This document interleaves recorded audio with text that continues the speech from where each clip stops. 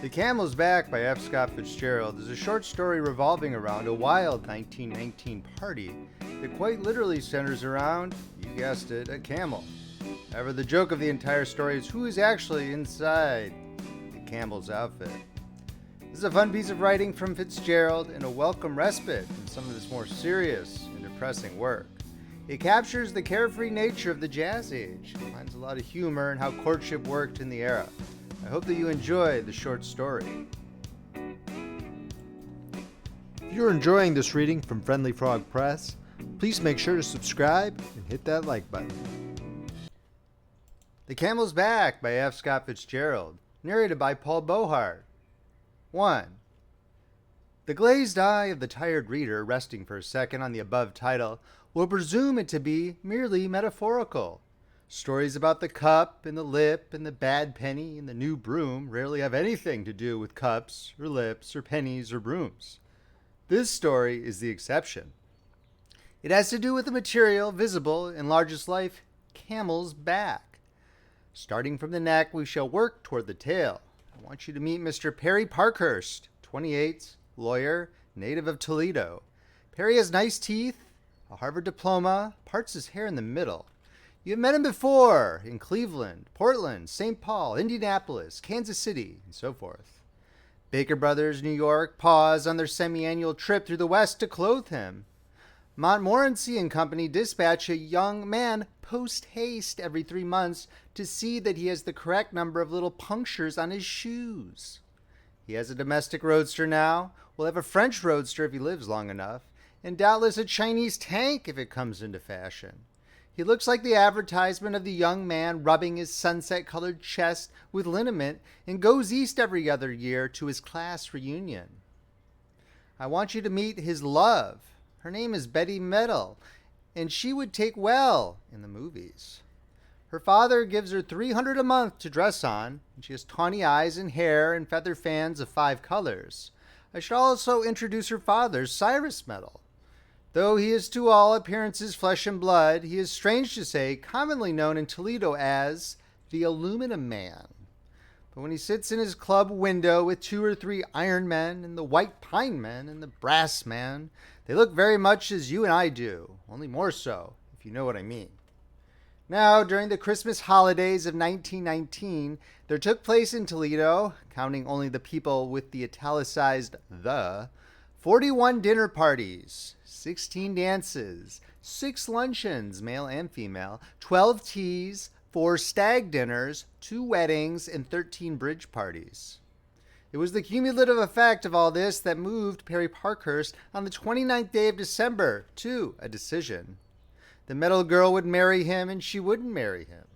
She was having such a good time that she hated to take such a definite step. Meanwhile, their secret engagement had got so long that it seemed as if any day it might break off of its own weight. A little man named Warburton, who knew it all, persuaded Perry to Superman her, to get a marriage license and go up to the metal house and tell her she'd have to marry him at once or call it off forever. So he presented himself, his heart, his license, and his ultimatum. And within 5 minutes, they were in the midst of a violent quarrel, a burst of sporadic open fighting such as occurs near the end of all long wars and engagements. It brought about one of those ghastly lapses in which 2 people who are in love pull up sharp, look at each other coolly, and think it's all been a mistake. Afterward, they usually kiss wholesomely and assure the other person it was all their fault. Say it all was my fault. Say it was. I want to hear you say it. But while reconciliation was trembling in the air, while each was in a measure stalling it off so that they might the more voluptuously and sentimentally enjoy it when it came, they were permanently interrupted by a 20-minute phone call for Barry from a garrulous aunt.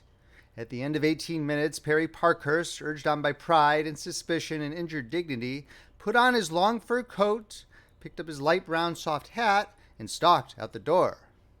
It's all over, he muttered brokenly as he tried to jam his car into first. It's all over. If I have to choke you for an hour, damn you. The last to the car, which had been standing some time and was quite cold. He drove downtown. That is, he got into a snow rut that led him downtown. He sat slouched down very low in his seat, much too dispirited to care where he went. In front of the Clarendon Hotel, he was hailed from the sidewalk by a bad man named Bailey, who had big teeth and lived at the hotel and had never been in love. "Perry," said the bad man softly when the roadster drew up beside him at the curb, "I've got 6 quarts of the doggonest still champagne you ever tasted. A third of it's yours, Perry, if you'll come upstairs and help Martin Macy and me drink it." "Bailey," said Perry tensely, "I'll drink your champagne. I'll drink every drop of it. I don't care if it kills me." "Shut up, you nuts," said the bad man gently. "They don't put wood alcohol in champagne. This is the stuff that proves the world is more than 6,000 years old. It's so ancient that the cork is petrified. You have to pull it with a stone drill." "Take me upstairs," said Perry moodily. "If that cork sees my heart, it'll fall out from pure mortification." The room upstairs was full of those innocent hotel pictures of little girls eating apples and sitting in swings and talking to dogs. The other decorations were neckties and a pink man reading a pink paper devoted to ladies in pink tights. "When you have to go into the highways and byways," said the pink man, looking reproachfully at Bailey and Perry. "Hello, Martin Macy," said Perry shortly. "Where's this Stone Age champagne?" "What's the rush? This isn't an operation, understand? This is a party." Perry sat down dully and looked disapprovingly at all the neckties. Bailey leisurely opened the door of a wardrobe and brought out 6 handsome bottles. "Take off that darn fur coat," said Martin Macy to Perry, "or maybe you'd like to have us open all the windows." "Give me champagne," said Perry. "Going to the Townsend Circus Ball tonight?" "Am not." "Invited?" "Uh-huh." "Why not go?" "Oh, I'm sick of parties," exclaimed Perry. "I'm sick of 'em. I've been to so many that I'm sick of 'em." "Maybe you're going to the Howard Tate's party." "No, I tell you, I'm sick of 'em." "Well," said Macy consolingly, "the Tate's is just for college kids anyways." "I tell you, I thought you'd be going to one of 'em anyways. I see by the papers you haven't missed a one this Christmas." Grunted Perry morosely. He would never go to any more parties. Classical phrases played in his mind. That side of his life was closed. Closed. Now, when a man says closed, closed like that, you can be pretty sure that some woman has double closed him, so to speak. Perry was also thinking that other classical thought about how cowardly suicide is. A noble thought, that one, warm and inspiring. Think of all the fine men we should lose if suicide were not so cowardly. An hour later was 6 o'clock, and Perry had lost all resemblance to the young man in the liniment advertisement. He looked like a rough draft for a riotous cartoon. They were singing an impromptu song of Bailey's improvisation. "One lump Perry, the parlor snake, famous through the city for the way he drinks his tea, plays with it, toys with it, makes no noise with it, balanced on a napkin on his well-trained knee." "Trouble is," said Perry, who had just banged his hair with Bailey's comb and was trying to orange tie round it to get the effect of Julius Caesar, "that you fellas can't sing worth a damn. As soon as I leave the air and start singing tenor, you start singing tenor too." "I'm a natural tenor," said Macy gravely. "Voice lacks cultivation, that's all. You got a natural voice. My aunt used to say, naturally good singer." "Singers, singers, all good singers," remarked Bailey, who was at the telephone. "No, not the cabaret. I want night egg. I mean some doggone clerks that got food. Food I want." "Julius Caesar," announced Perry, turning round from the mirror. "Man of iron will and stern termination." "Shut up," yelled Bailey. "Say yes, Mr. Bailey. Send up enormous supper. Use your own judgment. Right away." He connected the receiver and the hook with some difficulty, and then with his lips closed and an expression of solemn intensity in his eyes, went to the lower drawer of his dresser and pulled it open. "Look it," he commanded. In his hands he held a truncated garment of pink gingham. "Pants!" he exclaimed gravelly. "Look it." This was a pink blouse, a red tie, and a Buster Brown collar. "Look it," he repeated. "Costume for the Townsend Circus Ball. I'm a little boy who carries water for the elephants." Perry was impressed in spite of himself. "I'm going to be Julius Caesar," he announced after a moment of concentration. "Thought you weren't going," said Macy. "Me? Sure, I'm going. Never miss a party. Good for the nerves. Like celery. Caesar, scoffed Bailey. Can't be Caesar. He's not about a circus. Caesar's Shakespeare. Go as a clown. Perry shook his head. Nope, Caesar. Caesar? Sure, Chariot. Light dawned on Bailey. That's right, good idea. Perry looked round the room searchingly. You lend me a bathroom and this tie? He said finally. Bailey considered. No good.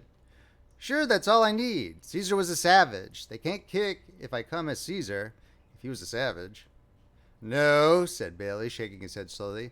Get a costume over at a costumer's, over at Nolack's. Closed up. Find out. After a puzzling 5 minutes at the phone, a small, wary voice managed to convince Perry that it was Mr. Nolack speaking, and that they would remain open until 8 because of the Townsend's ball. Thus assured, Perry ate a great amount of filet mignon and drank his third of the last bottle of champagne. At 8:15, the man in the tall hat, who stands in front of the Clarendon, found him trying to start his roadster. Froze up, said Perry wisely. The cold froze it, the cold air. Froze, eh? Yes, cold air froze it. Can't start it? Nope, let it stand here till summer. One of those hot old August days, I'll thaw it out all right. Gonna let it stand? Sure, let her stand. Take a hot thief to steal it. Give me a taxi. The man in the tall hat summoned a taxi. Where to, mister? Go to Nolack's, costume fella. 2. Mrs. Nolack was short and ineffectual looking, and on the cessation of the World War had belonged for a while to one of the new nationalities. Owing to unsettled European conditions, she had never since been quite sure what she was. The shop in which she and her husband performed their daily stint was dim and ghostly, and peopled with suits of armors and Chinese mandarins and enormous papier-mâché birds suspended from the ceiling. In a vague background, many rows of masks glared eyelessly at the visitor, and there were glass cases full of crowns, scepters, and jewels, and enormous stomachers, and paints, and crepe hair, and wigs of all colors. When Perry ambled into the shop, Mrs. Nolack was folding up the last troubles of a strenuous day, so she thought, in a drawer full of pink silk stockings. Something for you? She queried pessimistically. Want costume of Julius Hur, the charioteer. Mrs. Nolack was sorry, but every stitch of charioteer had been rented long ago. Was it for the Townsend circus ball? It was. Sorry, she said, but I don't think there's anything left that's really circus. This was an obstacle. Said Perry. An idea struck him suddenly. If you got a piece of canvas, I could go as a tent. Sorry, but we haven't anything like that. A hardware store is where you'd have to go to. We have some very nice Confederate soldiers. No soldiers. And I have a very handsome king. He shook his head. Several of the gentlemen, she continued hopefully, are wearing stovepipe hats and swallowtail coats and going as ringmasters. But we're all out of tall hats. I can let you have some crepe hair for a mustache. Want something distinctive? Something, let's see. Well, we have a lion's head and a goose and a camel. Camel? The idea seized Perry's imagination, gripped it fiercely. Yes, but it needs 2 people. Camel, that's the idea. Let me see it. The camel was produced from his resting place on a top shelf. At first glance, he appeared to consist entirely of a very gaunt, cadaverous head and a sizable hump.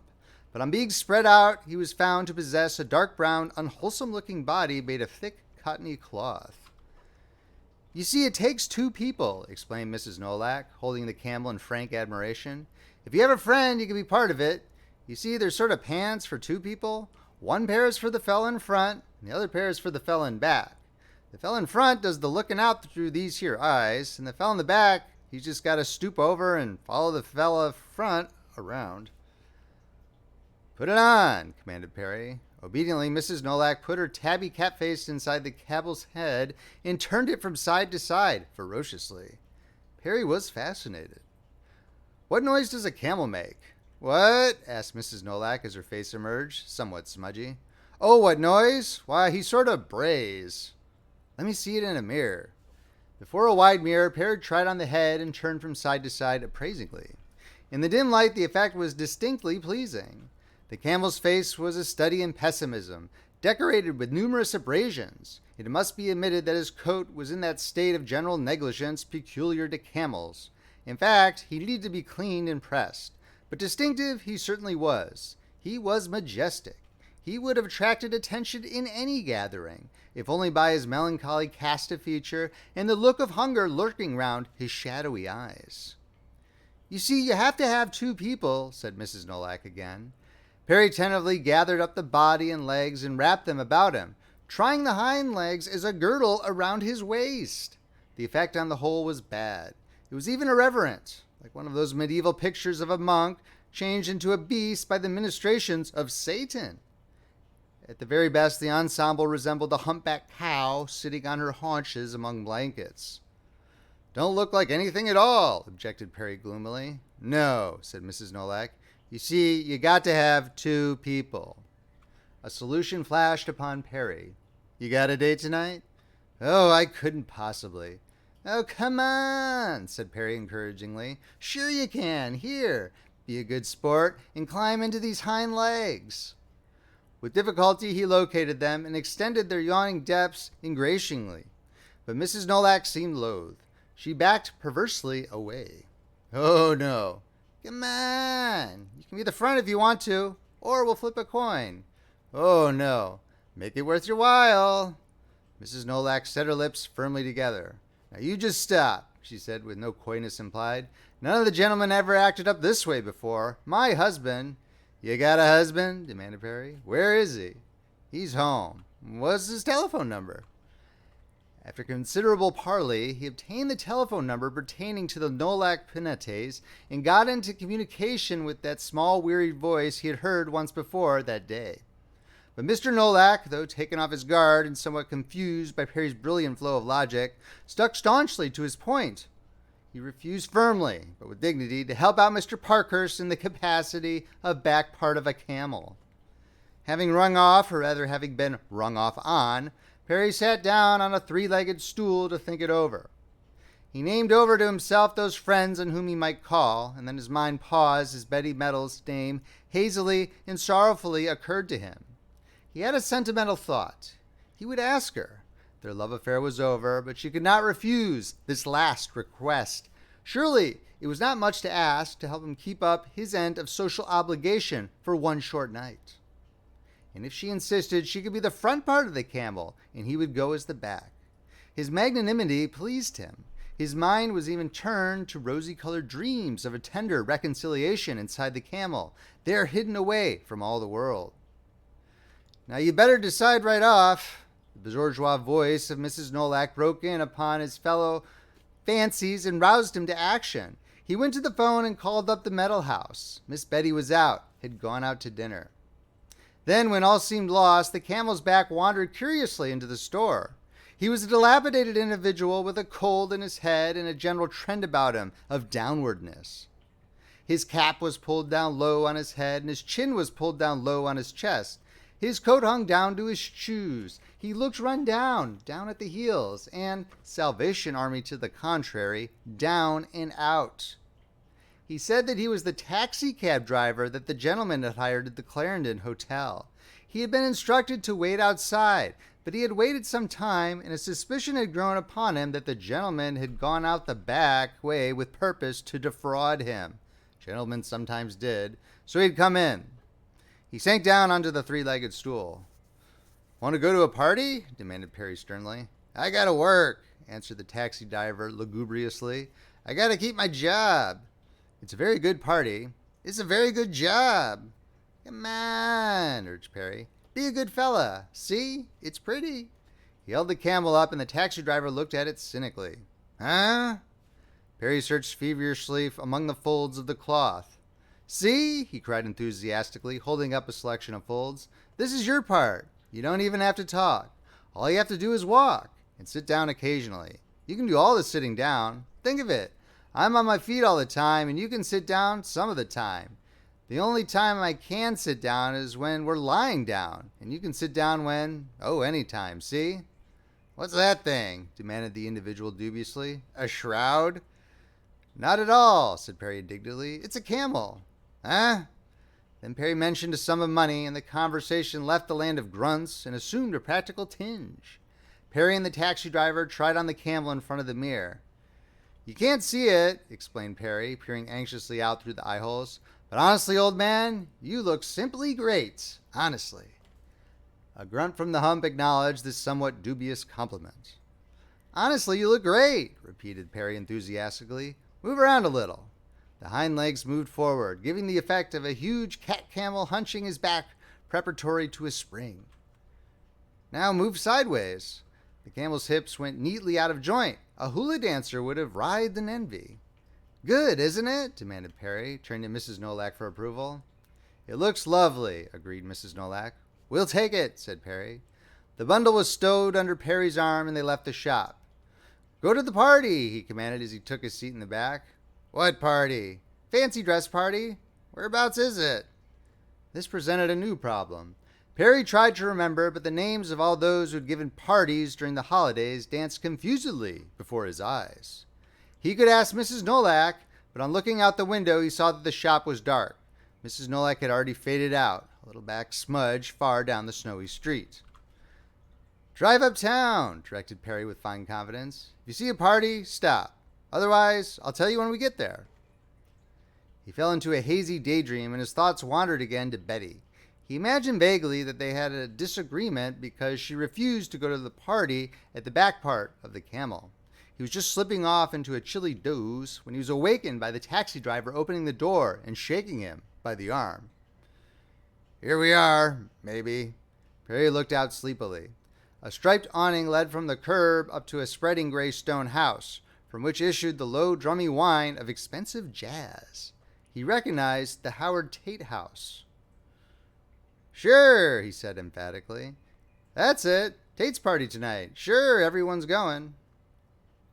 "Say," said the individual anxiously after another look at the awning, "you sure these people ain't gonna romp on me for coming here?" Perry drew himself up with dignity. "If anybody says anything to you, just tell them you're part of my costume." The visualization of himself as a thing rather than a person seemed to reassure the individual. "All right," he said reluctantly. Perry stepped out under the shelter of the awning and began unrolling the camel. "Let's go," he commanded. Several minutes later, a melancholy, hungry-looking camel, emitting clouds of smoke from his mouth and from the tip of his noble hump, might have been seen crossing the threshold of the Howard Tate residence, passing a startled footman without so much as a snort, and heading directly for the main stairs that led up to the ballroom. The beast walked with a peculiar gait which varied between an uncertain lockstep and a stampede, but can best be described by the word halting. The camel had a halting gait, and as he walked, he alternately elongated and contracted like a gigantic concertina. 3. The Howard Tates are, as everyone who lives in Toledo knows, the most formidable people in town. Mrs. Howard Tate was a Chicago Todd before she became a Toledo Tate. And the family generally affect that conscious simplicity which has begun to be the earmark of American aristocracy. The Tates have reached the stage where they talk about pigs and farms and look at you icy-eyed if you are not amused. They've begun to prefer retainers rather than friends as dinner guests, spend a lot of money in a quiet way, and, having lost all sense of competition, are in process of growing quite dull. The dance this evening was for little Millicent Tate, and though all ages were represented, the dancers were mostly from school and college. The younger married crowd was at the Townsend Circus Ball up at the Tally-Ho Club. Mrs. Tate was standing just inside the ballroom, following Millicent around with her eyes, and beaming whenever she caught her eye. Beside her were two middle-aged sycophants, who were saying what a perfectly exquisite child Millicent was. It was at this moment that Mrs. Tate was grasped firmly by the skirt, and her youngest daughter, Emily, aged 11, hurled herself with an oof into her mother's arms. "Why, Emily, what's the trouble?" "Mama," said Emily, wild-eyed but voluble, "there's something out on the stairs." "What?" "There's a thing out on the stairs, Mama. I think it's a big dog, Mama, but it doesn't look like a dog." "What do you mean, Emily?" The sycophants waved their heads sympathetically. "Mama, it looks like a camel." Mrs. Tate laughed. "You saw a mean old shadow, dear, that's all." No, I didn't. No, it was some kind of thing, Mama. Big. I was going downstairs to see if there were any more people, and this dog or something, he was coming upstairs. Kind of funny, Mama, like he was lame. And then he saw me and gave a sort of growl, and then he slipped at the top of the landing, and I ran." Mrs. Tate's laugh faded. "The child must have seen something," she said. The sycophants agreed that the child must have seen something, and suddenly all three women took an instinctive step away from the door as the sounds of muffled steps were audible just outside. And then three startled gasps rang out as a dark brown form rounded the corner, and they saw what was apparently a huge beast looking down at them hungrily. "Oof!" cried Mrs. Tate. "Oh!" cried the ladies in a chorus. The camel suddenly humped his back, and the gasps turned to shrieks. "Oh, look! What is it?" The dancing stopped, but the dancers hurrying over got quite a different impression of the invader. In fact, the young people immediately suspected that it was a stunt, a hired entertainer come to amuse the party. The boys in long trousers looked at it rather disdainfully and sauntered over with their hands in their pockets, feeling that their intelligence was being insulted. But the girls uttered little shouts of glee. "It's a camel! Well, if he isn't the funniest!" The camel stood there uncertainly, swaying slightly from side to side, and seeming to take in the room in a careful, appraising glance. Then, as if he had come to an abrupt decision, he turned and ambled swiftly out the door. Mr. Howard Tate had just come out of the library on the lower floor, and was standing chatting with a young man in the hall. Suddenly they heard the noise of shouting upstairs, and almost immediately a succession of bumping sounds, followed by the precipitous appearance at the foot of the stairway of a large brown beast that seemed to be going somewhere in a great hurry. "Now what the devil?" said Mr. Tate, starting. The beast picked itself up, not without dignity, and, affecting an air of extreme nonchalance, as if he had just remembered an important engagement, started at a mixed gait toward the front door. In fact, his front legs began casually to run. "See here now," said Mr. Tate sternly. "Here, grab it, Butterfield, grab it." The young man enveloped the rear of the camel in a pair of compelling arms, and realizing that further locomotion was impossible, the front end submitted to capture and stood resignedly in a state of some agitation. By this time, a flood of young people was pouring downstairs, and Mr. Tate, suspecting everything from an ingenious burglar to an escaped lunatic, gave crisp directions to the young man. "Hold him! Lead him in here! We'll soon see." The camel consented to be led into the library, and Mr. Tate, after locking the door, took a revolver from a table drawer and instructed the young man to take the thing's head off. Then he gasped and returned the revolver to its hiding place. "Well, Perry Parkhurst!" he exclaimed in amazement. "Got the wrong party, Mr. Tate," said Perry sheepishly. "Hope I didn't scare you." "Well, you gave us a thrill, Perry." Realization dawned on him. "You're bound for the Townsend circus ball?" "That's the general idea." "Let me introduce Mr. Butterfield, Mr. Parkhurst." Then turning to Perry, "Butterfield is staying with us for a few days." "I got a little mixed up," mumbled Perry. "I'm very sorry." "Perfectly all right. Most natural mistake in the world. I've got a clown rig, and I'm going down there myself after a while." He turned to Butterfield. "Better change your mind and come down with us." The young man demurred. He was going to bed. "Have a drink, Perry," suggested Mr. Tate. "Thanks, I will. And say," continued Tate quickly, "I'd forgotten all about your friend here." He indicated the rear part of the camel. "I didn't mean to seem discourteous. Is there anyone I know? Bring him out." "It's not a friend," explained Perry hurriedly. "I just rented him." "Does he drink?" "Do you?" demanded Perry, twisting himself tortuously around. There was a faint sound of assent. "Sure he does," said Mr. Tate heartily. "A really efficient camel ought to be able to drink enough so it'd last him 3 days." "Tell you," said Perry anxiously, "he isn't exactly dressed up enough to come out. If you give me the bottle, I can hand it back to him, and he can take his inside." From under the cloth was audible an enthusiastic smacking sound inspired by this suggestion. When a butler had appeared with bottles, glasses, and siphon, one of the bottles was handed back. Thereafter the silent partner could be heard imbibing long potations at frequent intervals. Thus passed a benign hour. At 10 o'clock, Mr. Tate decided that they better be starting. He donned his clown's costume. Perry replaced the camel's head, and side by side they traversed on foot the single block between the Tate House and the Tally-Ho Club. The circus ball was in full swing.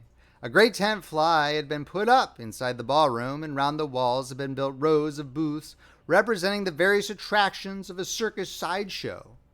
But these were now vacated, and over the floor swarmed a shouting, laughing medley of youth and color. Clowns, bearded ladies, acrobats, bareback riders, ringmasters, tattooed men, and charioteers. The Townsends had determined to assure their party of success, so a great quantity of liquor had been surreptitiously brought over from their house and was now flowing freely. A green ribbon ran along the wall completely round the ballroom, with pointing arrows alongside and signs which instructed the uninitiated to follow the green line. The green line led down to the bar, where waited pure punch and wicked punch in plain dark green bottles. On the wall above the bar was another arrow, red and very wavy, and under it the slogan, "Now follow this."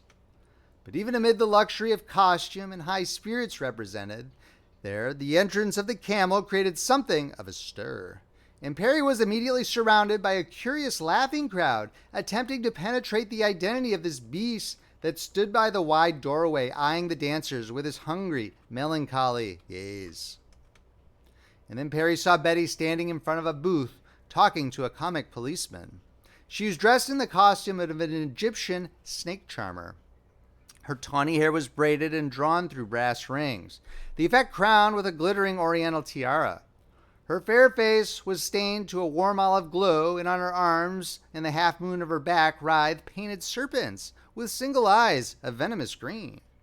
Her feet were in sandals, and her skirt was slit to the knees, so that when she walked, one caught a glimpse of other slim serpents painted just above her bare ankles. Wound about her neck was a glittering cobra. Altogether a charming costume, one that caused the more nervous among the older women to shrink away from her when she passed, and the more troublesome ones to make great talk about shouldn't be allowed, and perfectly disgraceful. But Perry, peering through the uncertain eyes of the camel, saw only her face, radiant, animated, and glowing with excitement, and her arms and shoulders, whose mobile, expressive gestures made her always the outstanding figure in any group. He was fascinated, and his fascination exercised a sobering effect on him. With a growing clarity, the events of the day came back. Rage rose within him, and with a half-formed intention of taking her away from the crowd, he started toward her. Or rather, he elongated slightly, for he neglected to issue the preparatory command necessary to locomotion. But at this point, fickle Kismet, who for a day had played with him bitterly and sardonically, decided to reward him in full for this amusement he had afforded her. Kismet turned the tawny eyes of the snake charmer to the camel. Kismet led her to lean toward the man beside her and say, "Who's that camel? Darned if I know." But a little man named Warburton, who knew it all, found it necessary to hazard an opinion. "It came in with Mr. Tate. I think part of it's probably Warren Butterfield, the architect from New York, who's visiting the Tates." Something stirred in Betty Metal, that age-old interest of the provincial girl in the visiting man. "Oh," she said casually after a slight pause. At the end of the next dance, Betty and her partner finished up within a few feet of the camel. With the informal audacity that was the keynote of the evening, she reached out and gently rubbed the camel's nose. "Hello, old camel."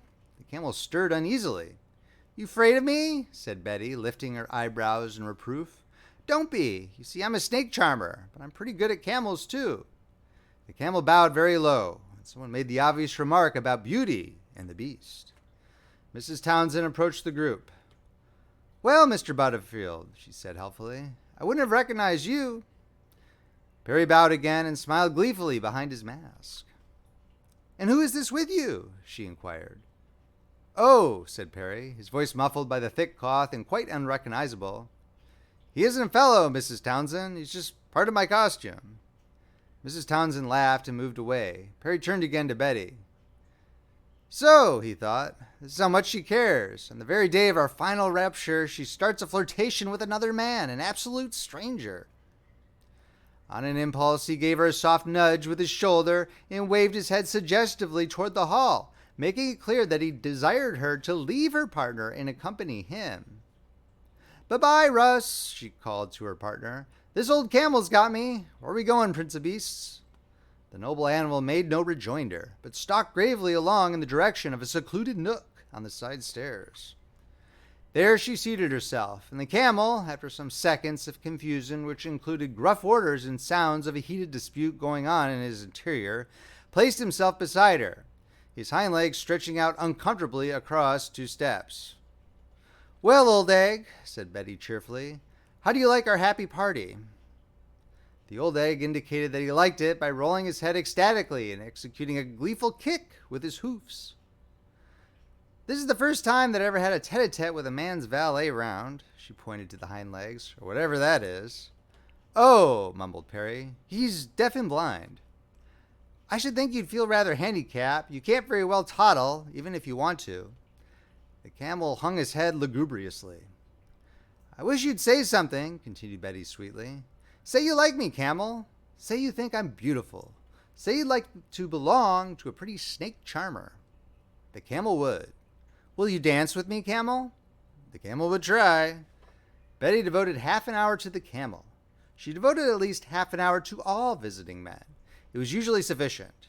When she approached a new man, the current debutantes were accustomed to scatter right and left, like a close column deploying before a machine gun.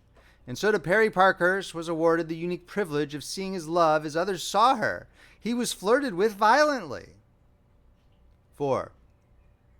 This paradise of frail foundation was broken into by the sounds of a general ingress to the ballroom. The cotillion was beginning. Betty and the camel joined the crowd, her brown hand resting lightly on his shoulder, defiantly symbolizing her complete adoption of him.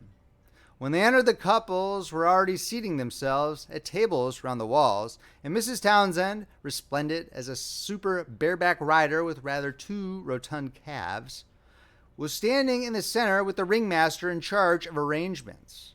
At a signal to the band, everyone rose and began to dance. "Isn't it just slick?" sighed Betty. "Do you think you can possibly dance?" Perry nodded enthusiastically. He felt suddenly exuberant. After all, he was here incognito talking to his love. He could wink patronizingly at the world. So Perry danced the cotillion. I say dance, but that is stretching the word far beyond the wildest dreams of the jazziest terpsichorean.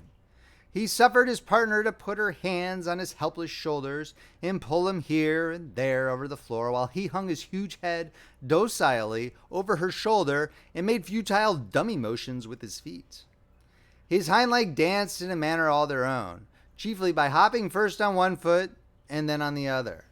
Never being sure whether dancing was going on or not, the hind legs played safe by going through a series of steps whenever the music started playing. So the spectacle was frequently presented of the front part of the camel standing at ease, and the rear keeping up a constant energetic motion calculated to rouse a sympathetic perspiration in any soft-hearted observer. He was frequently favored. He danced first with a tall lady covered with straw who announced jovially that she was a bale of hay and coyly begged him not to eat her. "I'd like to, you're so sweet," said the camel gallantly. Each time the ringmaster shouted his call of "Men up!" he lumbered ferociously for Betty with the cardboard wienerwurst or the photograph of the bearded lady or whatever the favor chanced to be. Sometimes he reached her first, but usually his rushes were unsuccessful and resulted in intense interior arguments. "For heaven's sakes," Perry would snarl, fiercely between his clenched teeth, "get a little pep. I could have gotten her that time if you'd picked your feet up." "Well, give me a little warning." "I did, darn you. I can't see a doggone thing in here. All you have to do is follow me. It's just like dragging a load of sand round to walk with you.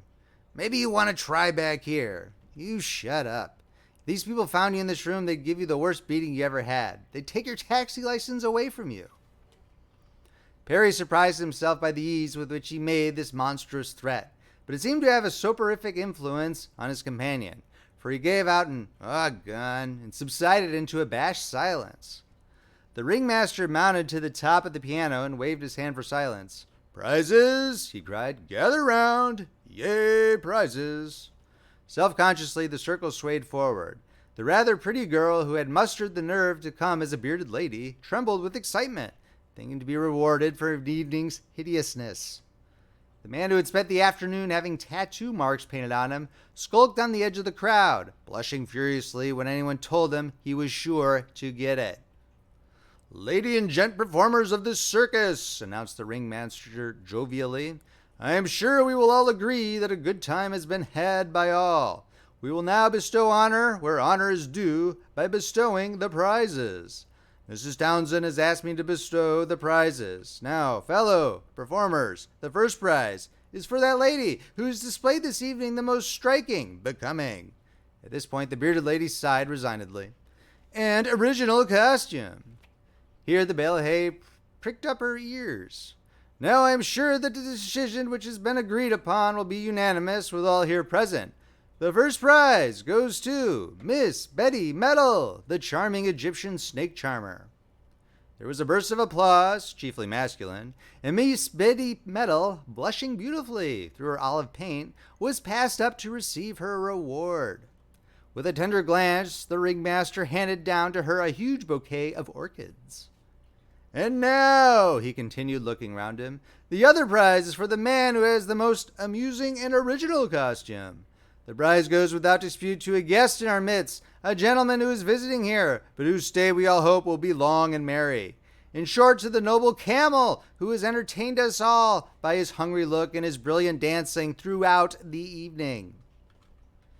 He ceased, and there was a violent clapping and yaying, for it was a popular choice. The prize, a large box of cigars, was put aside for the camel, and he was anatomically unable to accept it in person. "And now," continued the ringmaster, "we will wind up the cotillion with the marriage of mirth to folly. Form for the grand wedding march, the beautiful snake charmer and the noble camel in front." Betty skipped forward cheerily and wound an olive arm round the camel's neck. Behind them formed the procession of little boys, little girls, country jakes, fat ladies, thin men, sword swallowers, wild men of Borneo, and armless wonders, many of them well in their cups, all of them excited and happy and dazzled by the flow of light and color around them, and by the familiar faces, strangely unfamiliar under bizarre wigs and barbaric paint. The voluptuous chords of the wedding march, done in blasphemous syncopation, issued in a delirious blend from the trombones and saxophones, and the march began. "Aren't you glad, Camel?" demanded Betty sweetly as they stepped off. "Aren't you glad we're going to be married and you're going to belong to the nice shakes charmer ever afterward?" The camel's front legs pranced, expressing excessive joy. "Minister, minister, where's the minister?" cried voices out of the revel. "Who's going to be the clergyman?" The head of Jumbo, obese Negro, waiter at the Tally-Ho Club for many years, appeared rashly through a half-open pantry door. "Oh, Jumbo! Get old Jumbo, he's the fella. Come on, Jumbo, how about marrying us a couple? Yeah!" Jumbo was seized by 4 comedians, stripped of his apron, and escorted to a raised dais at the head of the ball. There his collar was removed and replaced backside forward with ecclesiastical effect.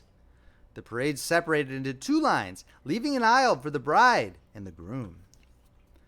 "Lordy, man," roared Jumbo. "I got old Bible and everything, sure enough." He produced a battered Bible from an interior pocket.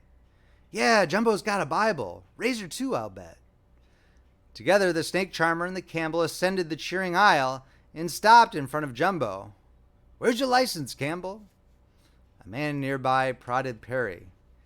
"Give him a piece of paper. Anything will do." Perry fumbled confusedly in his pocket, found a folded paper, and pushed it out through the camel's mouth. Holding it upside down, Jumbo pretended to scan it earnestly. "This yere's a special camel's license," he said. "Get your ring ready, Camel." Inside the camel, Perry turned round and addressed his worse half. "Give me a ring, for heaven's sake." "I ain't got none," protested a weary voice. "You have, I saw it." "I ain't gonna take it off my hand. If you don't, I'll kill you." There was a gasp. Perry felt a huge affair of rhinestone and brass inserted into his hand. Again he was nudged from the outside. "Speak up."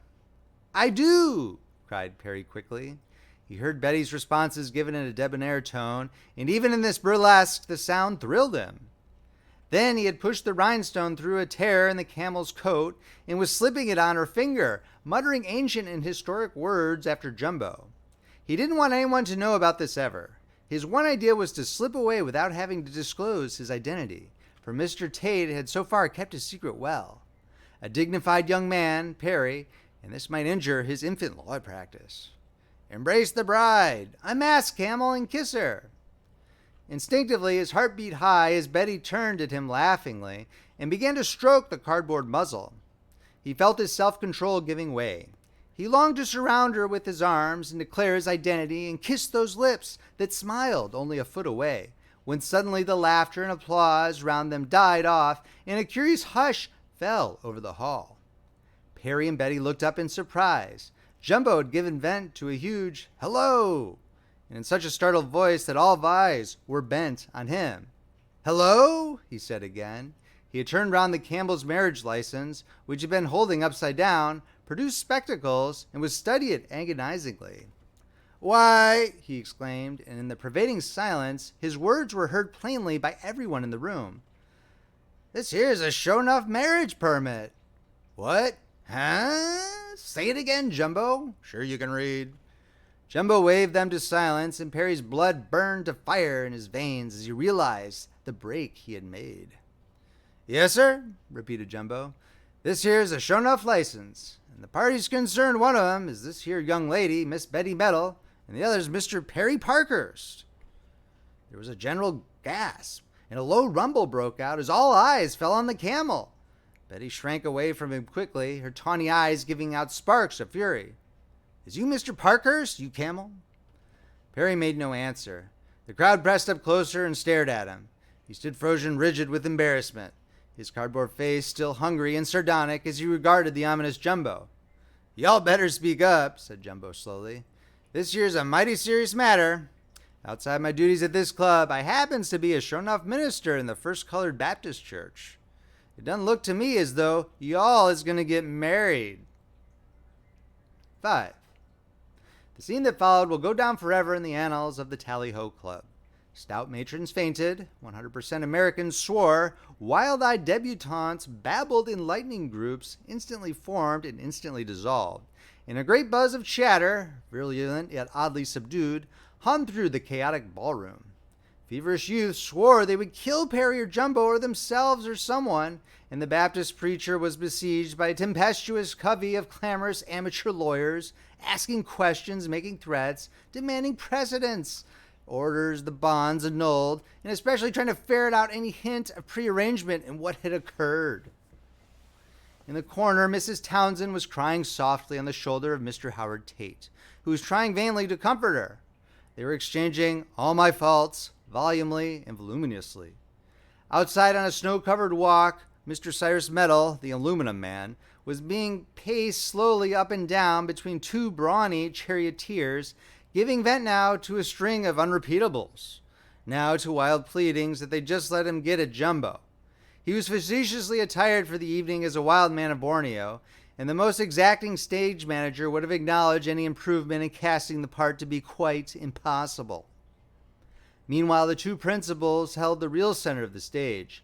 Betty Metal, or was it Betty Parkhurst, storming furiously, was surrounded by the plainer girls. The prettier ones were too busy talking about her to pay much attention to her. And over on the other side of the hall stood the Camel, still intact except for his headpiece, which dangled pathetically on his chest. Perry was earnestly engaged in making protestations of his innocence to a ring of angry, puzzled men. Every few minutes, just as he had apparently proved his case, someone would mention the marriage certificate, and the Inquisition would begin again. A girl named Marion Cloud, considered the second best belle of Toledo, changed the gist of the situation by a remark she made to Betty. "Well," she said maliciously, "it'll all blow over, dear. The courts will annul it without question." Betty's angry tears dried miraculously in her eyes. Her lips shut tight together, and she looked stonily at Marion. Then she rose, and scattering her sympathizers right and left, walked directly across the room to Perry, who stared at her in terror. Again silence crept down upon the room. "Will you have the decency to grant me 5 minutes conversation, or wasn't that included in your plans?" He nodded, his mouth unable to form words. Indicating coldly that he was to follow her, she walked out into the hall with her chin up-tilted and head for the privacy of one of the little card rooms. Perry started after her, but was brought to a jerky halt by the failure of his hind legs to function. "You stay here," he commanded savagely. "I can't," whined a voice from the hump, "unless you get out first and let me get out." Perry hesitated, but unable any longer to tolerate the eyes of the curious crowd, he muttered a command, and the camel moved carefully from the room on its 4 legs. Betty was waiting for him. "Well," she began furiously, "you see what you've done. You and that crazy license. I told you shouldn't have gotten it." "My dear girl, Don't say dear girl to me. Save that for your real wife if you ever get one after this disgraceful performance. And don't try to pretend it wasn't all arranged. You know you gave that colored waiter money. You know you did. Do you mean to say you didn't try to marry me?" "No, of course." "Yes, you'd better admit it. You tried it, and now that, what are you going to do?" "Did you know my father's nearly crazy? It'll serve you right if he tries to kill you. He'll take his gun and put some cold steel in you. Even if this thing can be annulled, it'll hang over me all the rest of my life." Perry could not resist quoting softly, "Oh, Camel, wouldn't you like to belong to the pretty snake charmer for all your—" "Shut up," cried Betty. There was a pause. "Betty," said Perry finally, "there's only one thing to do that will really get us out clear. That's for you to marry me." "Marry you?" "Yes, really, it's the only—" "You shut up. I wouldn't marry you if... I know, if I were the last man on earth. But if you care anything about your reputation—" "Reputation," she cried. "You're a nice one to think about my reputation now. Why didn't you think about my reputation before you hired that horrible Jumbo to... Perry tossed up his hands hopelessly. "Very well, do anything you want. Lord knows I renounce all claims." "But," said a new voice, "I don't." Perry and Betty started, and she put her hand to her heart. For heaven's sakes, what was that? "It's me," said the camel's back. In a minute, Perry had whipped off the camel's skin, and a lax, limp object, his clothes hanging on him damply, his hand clenched tightly on an almost empty bottle, stood defiantly before them. "Oh," cried Betty, "you brought that object in here to frighten me? You told me he was deaf, that awful person." The camel's back sat down on a chair with a sigh of satisfaction. "Don't talk that way about me, lady. I ain't no person. I'm your husband." "Husband?" The cry was wrung simultaneously from Betty and Perry. "Why, sure, I'm as much as your husband as this gink thinks he is. The smoke didn't marry you to the camel's front. He married you to the whole camel. Why, that's my ring you got on your finger." With a little yelp, she snatched the ring from her finger and flung it passionately at the floor. "What's all this?" demanded Perry dazedly. "Just that you better fix me and fix me right. If you don't, I'm going to have the same claim you got to being married to her." "That's bigamy," said Perry, turning gravelly to Betty. Then came the supreme moment of Perry's evening, the ultimate chance on which he risked his fortunes. He rose and looked first at Betty, where she sat weakly, aghast at this new complication, and then at the individual swayed from side to side on his chair, uncertainly, menacingly. "Very well," said Perry slowly to the individual. "You can have her, Betty. Betty, I'm going to prove to you that as far as I'm concerned, our marriage was entirely accidental. I'm going to renounce utterly my rights to have you as my wife and give you to the man whose ring you wear, your lawful husband." There was a pause, and 4 horror-stricken eyes were turned on him. "Goodbye, Betty," he said brokenly. "Don't forget me in your newfound happiness. I'm going to leave for the far west in the morning train. Think of me kindly, Betty." With a last glance at them, he turned and his head rested on his chest as his hand touched the doorknob. "Goodbye," he repeated. He turned the doorknob. But at this sound, the snakes and silk and tawny hair precipitated themselves violently toward him. "Oh, Perry, don't leave me. Perry, Perry, take me with you." Her tears flowed damply on his neck. Calmly, he folded his arms about her. "I don't care," she cried. "I love you, and if you can wake up a minister at this hour and have it done over again, I'll go west with you." Over her shoulder, the front part of the camel looked at the back part of the camel, and they exchanged a particularly subtle, esoteric sort of wink that only true camels can understand. End of story. If you enjoyed this reading, please make sure to subscribe, hit that like button, and check out friendlyfrogpress.com, where you can see where our collection of ebooks, paperbacks, and audiobooks are available. Friendly Frog Press, where the classics come alive. This is Paul Beauheart, signing off.